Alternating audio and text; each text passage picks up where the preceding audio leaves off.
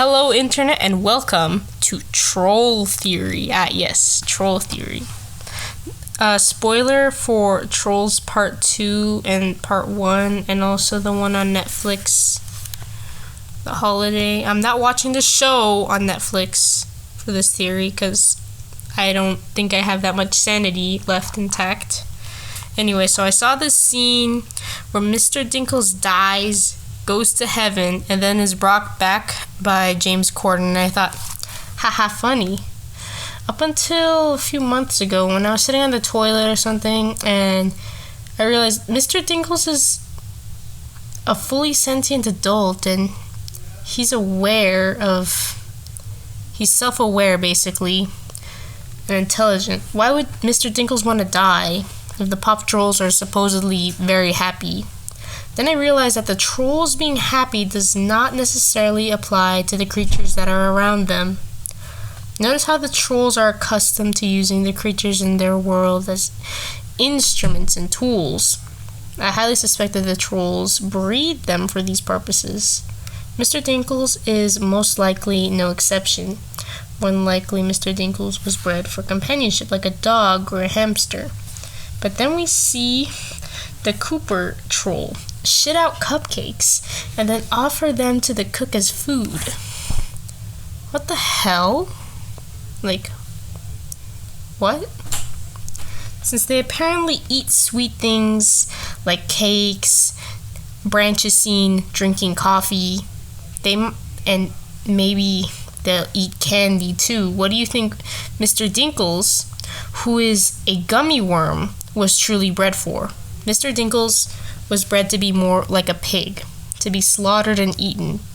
But much like domesticated pigs in today's world, can also be kept as pets. This explains why Mr. Dinkles' father is in heaven much earlier than the worm himself. But then wouldn't Mr. Dinkles at least be grateful that he's alive as well? Not if he was bred to be slaughtered, rather than like as a conventional being. Mr. Dinkles also never shows any alarm in his life when his life is in any danger. This could be because he is naturally docile, but I don't think so. He probably genuinely loathes his life, and he has several reasons for this. He is shown screaming one time, but I feel like it's more because Biggie might have been like squeezing him a little bit too hard at the time. And it didn't seem like a scream, it just seemed like a elongated noise that he makes. Mr. Dinkles is treated more like an animal than a person. He's carried around like a baby and is seemingly unable to move on his own. Mr. Dinkles, as his name implies, is a male. Or, I don't know, maybe at least he sounds like a male. He seems like he would be a male, right? But I don't think Biggie cares about Mr. Dinkles' masculinity because one time he is shown dressing Mr. Dinkles as a mermaid with the bra included. Mr. Dinkles obviously has no breasts. Why would he do that? That's on the script, but I wanted to say that. Dinkles' life means nothing to anyone except the Biggie troll. Oh no, dog. Oh no, she doesn't like my theory. But is that a good thing? Biggie doesn't let Mr. Dinkles smoke his drugs. This is an example of Mr. Dinkles smoking his drugs and Biggie the troll not letting him.